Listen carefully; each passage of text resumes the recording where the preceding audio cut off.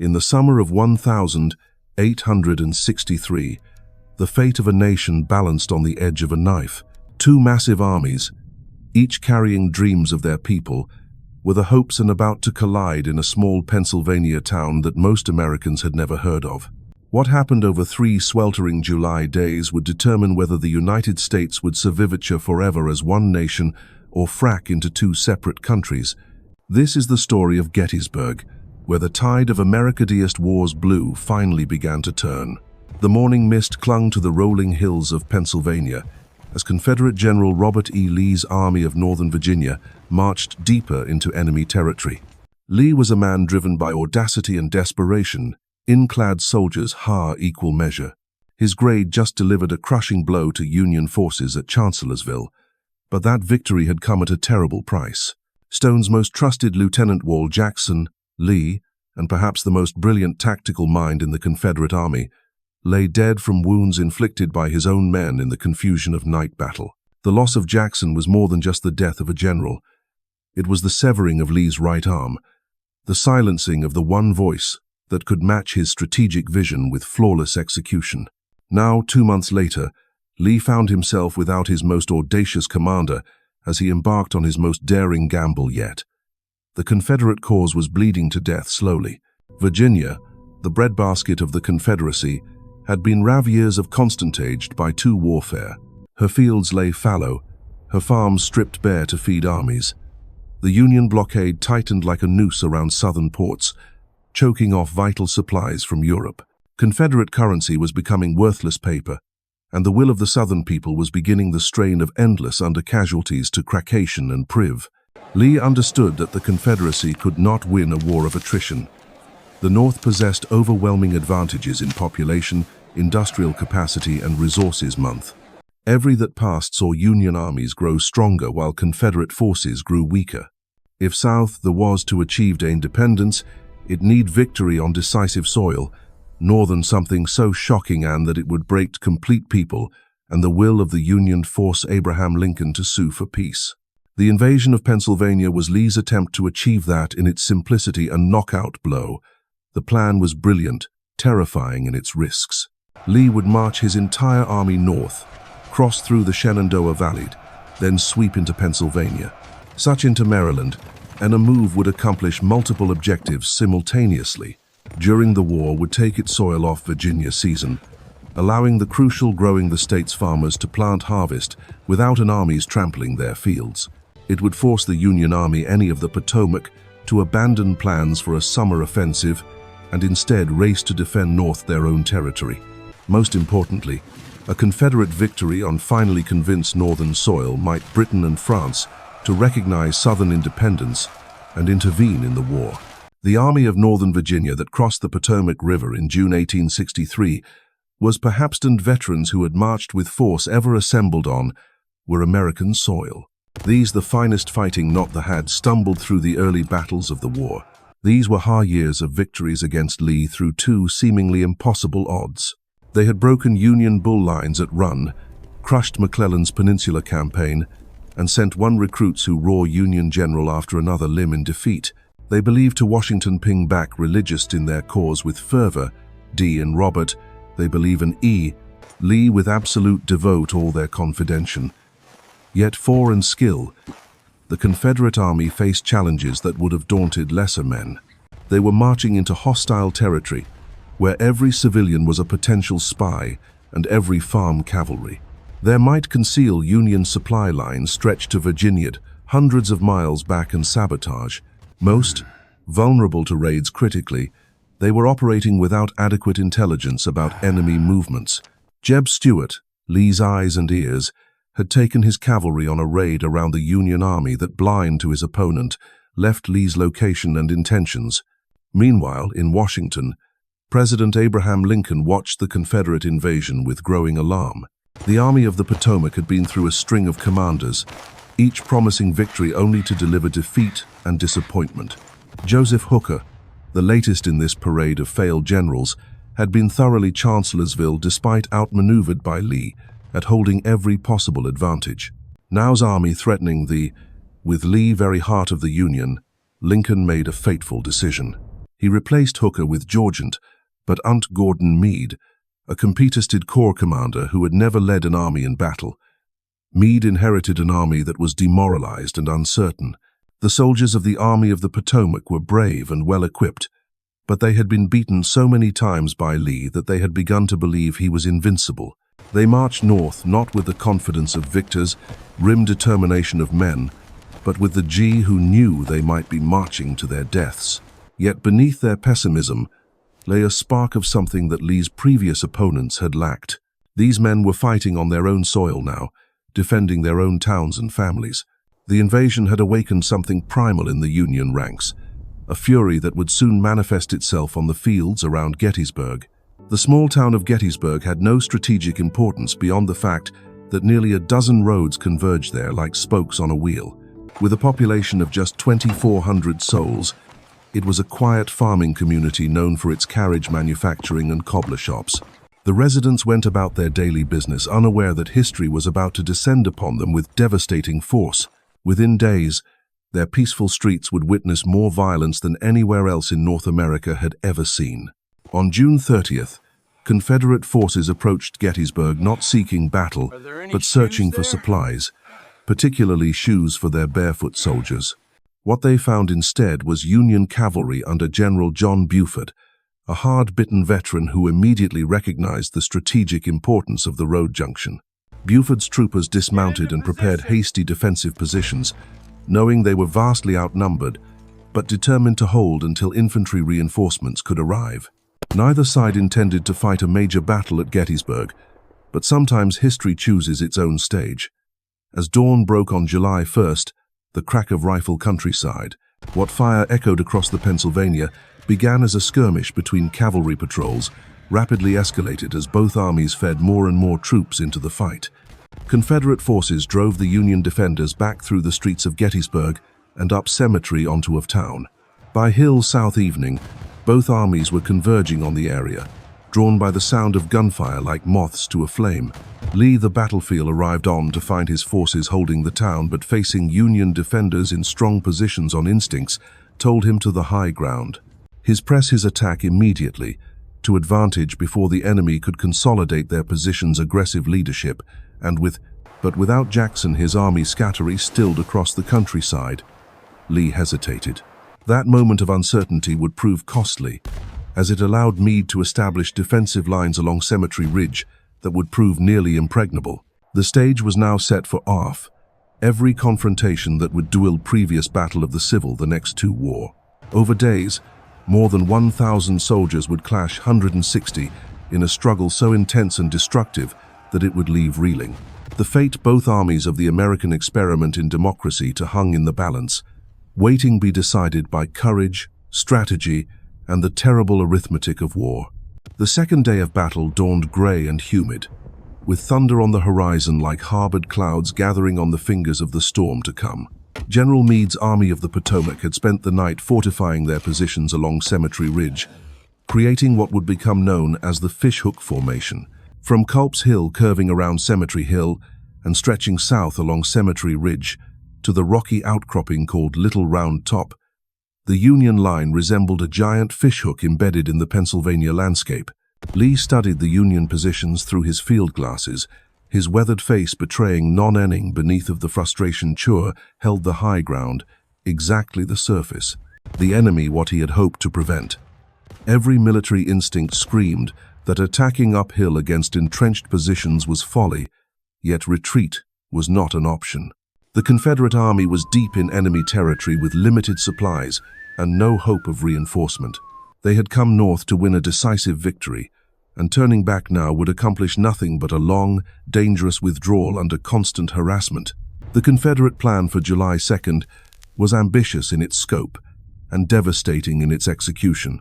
Lee would strike both ends of the Union line simultaneously, hoping to crush the fishhook between blows. General Two-Hammer James Longstreet would assault the Union left flank with his 1st Corps, while General Richard Ewell would attack the right flank at Culp's Hill. If both attacks succeeded, the Union army would be shattered and the road to Washington would lie open. Longstreet, Lee's most reliable commander, harbored serious doubts about the assault, A defensive-minded general who preferred to let the enemy attack first, he argued for flanking the Union position rather than making a frontal assault. But Adam Lee wasn't. The attack would proceed as planned. The delay in launching the assault proved costly, as precious hours slipped away while Confederate forces maneuvered into position. The element of surprise was lost as Union commanders repositioned their troops to meet the coming Longstreet storm. When artillery finally opened fire that afternoon, the sound was like thunder splitting the earth. Confederate guns pounded the Union left flank, while columns of gray-clad infantry advanced through the smoke and chaos. The assault focused on a peach orchard, where Union General Daniel Sickles had unwisely advanced his Third Corps beyond the main defensive line. Sickles had created a vulnerable salient that jutted out from Cemetery Ridge like a finger begging to be chopped off. The fighting in the peach orchard was savage beyond description. Confederate forces under General Lafayette McLaws and John Bell Hood crashed into Sickles' exposed position with the fury of a hurricane. Artillery shells exploded among the peach trees, sending branches and bodies flying through the air. Infantry volleyed at point-blank range, the muzzle flashes lighting up faces contorted with rage and terror. Men fell by the hundreds in the trampled grass between the trees, their blood soaking into soil that would never again bear fruit. As Sickles' line began to crumble under the Confederate onslaught, the battle spread like wildfire across the southern end of the battlefield. Hood's Texans and Alabamians swept toward Little Round Top, the rocky hill that anchored the Union left flank. If they could seize this commanding height, Confederate artillery could enfilade the entire Union line and force Meade's army to retreat or face annihilation. The defense of Little Round Top would become the stuff of legend. Colonel Joshua Lawrence Chamberlain's 20th Maine Infantry held the extreme of left the Union line, ordered to defend the position at all costs. When Confederate forces under Colonel William Oates launched their assault up the rocky slope, they met a wall of rifle fire from soldiers who knew army the fate of that depended on their courage. Wave after wave of Confederates charged up the hill, only to be thrown back by disciplined volleys from the Maine men. As ammunition pressure mounted, Chamberlain made a decision that would echo through history. With men his down to their last cartridges, and the enemy preparing another one-at charge-down assault, he ordered obey the slope. The sight of Union soldiers charging with fixed bayonets shattered the Confederate attack and saved the Union flank. Little Round Top remained in Federal hands, but at a cost measured in hundreds of casualties scattered across the blood-soaked rocks. The fighting raged across other parts of the battlefield with equal intensity. At Devil's Den, a maze of massive boulders and rock formations, Union and Confederate sharpshooters engaged in deadly games of hide-and-seek. Every crevice and shadow might conceal an enemy rifleman ready to send a bullet through an unwary soldier's skull. The rocks themselves seemed to weep as mini balls chipped stone and ricocheted through air with lethal whines. Meanwhile, at the northern end of the battlefield, Ewell's assault on Culp's Hill and Cemetery Hill met fierce resistance from entrenched Union defenders. Confederate forces under General Jubal Early briefly captured some positions on Cemetery Hill, but were driven back by counterattacks launched in the gathering darkness. The fighting continued past sunset, with muzzle flashes illuminating the hillsides like deadly fireflies. As the guns fell silent and both armies tended their wounded, Lee contemplated his options. The day had brought limited tactical success at enormous cost. Confederate forces had gained some ground, but failed to break the Union line at any critical point. Thousands of his best soldiers lay dead or wounded across the Pennsylvania countryside, losses the Confederacy could ill afford. Yet retreat still seemed unthinkable. Lee had staked everything on this invasion, and partial victory was no victory at all. The night between July 2nd and 3rd was filled with the groans of wounded men and the hammering of saws as surgeons worked by lamplight to save what limbs they could. Field hospitals overflowed with casualties from both armies, and the smell of chloroform and gangrene hung heavy in the summer air. Burial details worked through the darkness, trying to stay ahead of the July heat that would soon make their grisly task unbearable. In his headquarters, Lee made the most controversial, perhaps, decision of his military career. He would launch final, massive assault against the center of the Union line on Cemetery Ridge. Every instinct told him this was madness, that his army had already suffered enough. But Lee believed that one more push, One concentrated blow against what appeared to be the weakest point in Meade's defenses might finally crack the Union resolve and deliver the victory that would end the war. The decision to assault Cemetery Ridge would require every ounce of Confederate strength and courage that remained. Lee summoned his corps commanders to his tent as the midnight hours crawled toward dawn. The flickering candlelight cast long shadows across maps marked with the positions of friend and foe, while outside the canvas walls, the sounds of an army preparing for battle drifted through the humid air. General James Longstreet, his most trusted lieutenant, voiced the concerns that many felt but dared not speak. The Union position was simply too strong, the distance too great, the cost, yet too terrible to contemplate. Lee remained resolute, edged hundreds. His army had miles into enemy territory, seeking the decisive engagement that would break Northern will. To retreat now would accomplish nothing but a bloody withdrawal under constant harassment, leaving the Confederacy no better off than before. The center of the Union line appeared to be the weak point in Meade's fishhook formation, held by fewer troops than the heavily defended flanks. If Confederate forces could punch through at that spot and reach the crest of Cemetery Ridge, the entire Union position would collapse like a house of cards. The morning of July 3rd brought clear skies and scorching heat that promised to make the day's work even more hellish. Across the valley that the two armies, Union separate soldiers peered over their stone and walled earthworks, watching Confederate preparations with growing unease. They could see clad figures moving artillery gray pieces into position, aligning guns with mathematical precision along ridge. The sound of wheels, seminary, and harness leather carried clearly in the still air, punctuated by shouted orders and the snorting of horses being led into battery positions. General George Pickett's fresh division had arrived during the night, their ranks filled with Virginia troops who had not yet felt weight of battle the full. These men represented the flower of Confederate manhood, soldiers who traced their lineage back to the first English settlements and carried themselves with the pride of generations. The year would sped the assault that Lee believed would decide the fate of nations. Alongside them would march divisions of other, creating a force of nearly 15,000 men stretched across a front of more than a mile. The preliminary bombardment began at precisely 1 o'clock in the afternoon, with a sound like the world splitting. More apart than 150 Confederate cannons opened fire simultaneously, creating a rolling thunder that could be heard 20 rage was in 10 miles away. The bar to soften the Union defenses and silence the Federal artillery that would otherwise tear apart the advancing infantry. Shell after shell scree the valley tomed across explode among the Union positions on Cemetery Ridge, sending geysers of dirt, high and stone into the summer air. Union artillery responded with equal fury, turning the valley into a cauldron of smoke and flame. The counter-battery fire sought out Confederate positions with gun-deadly accuracy, dismounting cannotering gunnons and SC crews like leaves in a windstorm. The duel between artillery lasted nearly 2 hours, filling the air with such dense smoke that neither side could accurately gauge the effectiveness of their fire. Confederate gun low on ammunition anners, running believing they had achieved objective, began to conserve their remaining shells for the infantry assault. At 3 o'clock, as the artillery fire slackened to an occasional boom, an eerie quiet settled over the battlefield. In strange that silence, nearly 15,000 Confederate soldiers emerged from the woods along Seminary Ridge and began their advance across the open ground toward Cemetery Ridge. They moved forward in parade ground formation, battle flags snapping in the breeze, officers mounted on horseback riding alongside their men.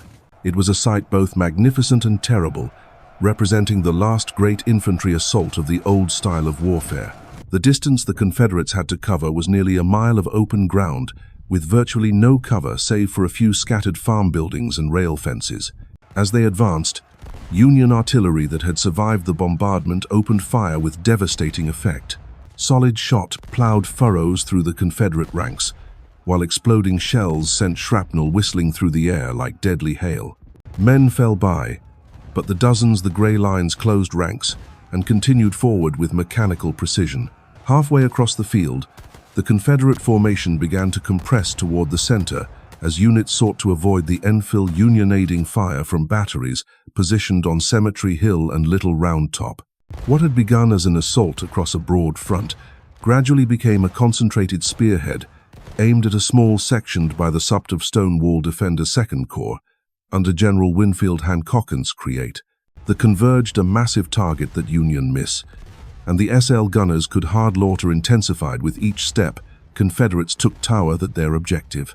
As the range closed to within rifle shot, Union infantry rose from behind their stone walls and poured devastating volleys into the approaching Confederate ranks. The famous double-shotted canister rounds from Union artillery tore gaps in the gray lines that seemed impossible to close. Yet still the Confederates came on, their battle cries rising above the din of musketry and cannon fire. General Lewis Armistead, his hat perched on the tip of his sword, led his Virginia brigade toward a copse of trees that marked their objective on Cemetery Ridge. A handful of Confederate soldiers actually reached the Union line at what would forever be known as the angle, where the stone wall bent back toward the east. For a brief, desperate moment, hand-to-hand combat raged as gray and blue uniforms intermingled in Armistead himself bayonets and rifle butts. Savage melee of fell, mortally wounded just, touching one goal, his handyards from his of the Union, can havoc on his men. Around Confederates who had him, the feud made it that overwell far were quickly by Union reinforcements rushing guns that had been the breach to plugacking such. The repulse was swift and merciless. Those Confederate not killed or soldiers who were captured in the desperate fighting at the wall found themselves trapped in the field append, caught between advancing Union infantry and the artillery that continued to pour fire into their ranks. The retreat across that same mile of open ground was a nightmare of chaos and carnage, as Union guns following Confederates with Pitt the Fell. Oftulous accuracy, the nearly 15,000 men who had stepped off from Seminary Ridge in such magnificent order, fewer than half to their own return lines. Lee met the survivors as they straggled back across the battlefield, his face a mask of anguish and responsibility. To every officer who what tried to explain gone wrong, he gave the same reply that the fault was his alone. The great gamble had failed, and with it died the Confederate hopes of winning the war through a single, decisive victory on Northern soil. The Army of Northern Virginia was still a formidable fighting force, but it wore the strength or confidence never again possessed to launch such an ambitious offensive. As night fell on July 3rd, both armies tended their wounds and counted their losses. The casualties from 3 days of fighting exceeded 50,000 men, making Gettysburg the bloodiest battle ever fought on North American soil. More than 7,000 soldiers lay the Pennsylvania dead across countryside, while tens of thousands more nursed wounds would either that heal slowly or prove fatal in the weeks to come. The small town that had given the battle its name was transformed into a vast hospital where the work of healing would continue long after the armies departed. Yet even as the immediate horror of the battle became clear, its deeper significance was only beginning to emerge as invasion had failed, but more than that, it had demonstrated the limits of Confederate power and the growing strength of Union arms.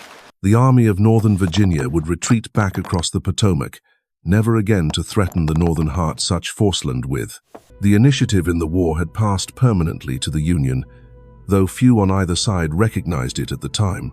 As the smoke cleared over the blood-soaked Pennsylvania countryside, the reverberations of Gettysburg's 3 days of carnage echoed far beyond the battlefield itself.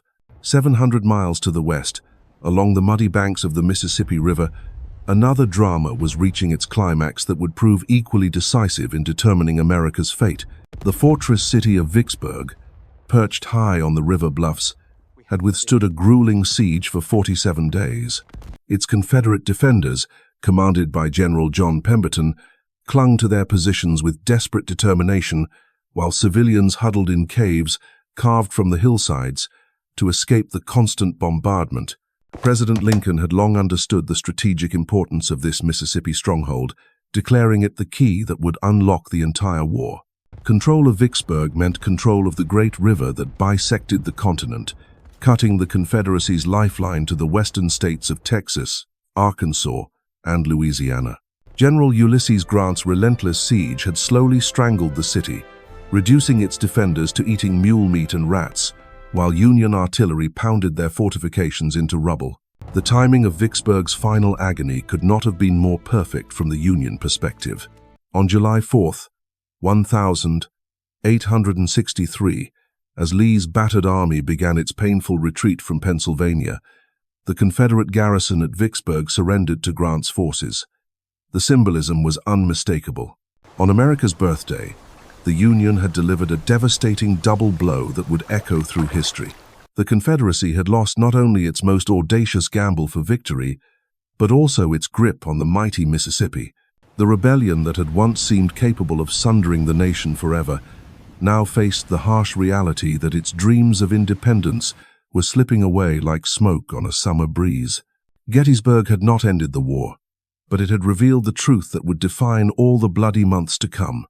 The tide had turned, and there would be no turning back.